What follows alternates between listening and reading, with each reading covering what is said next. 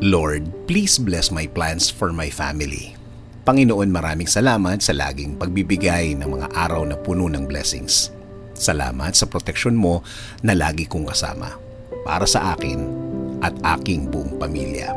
Thanks always for your provision, your guidance and protection. Thank you also, God, for faithfulness and love for us, Lord.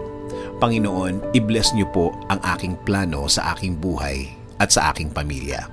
Alam ko po na lagi niyo akong pinoproteksyonan kasama ng aking mga pangarap. Panginoon, hindi po ako isang perpektong tao at alam ko po na hindi rin perpekto ang aking plano.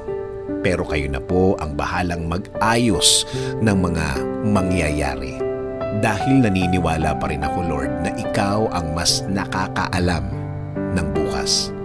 Alam ko po, Lord, na marami po akong dadaanan para matupad ang aking plano sa aking buhay.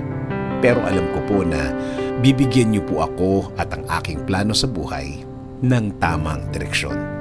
Hindi rin po ako nag-aalala na baka hindi po matupad ang mga ito.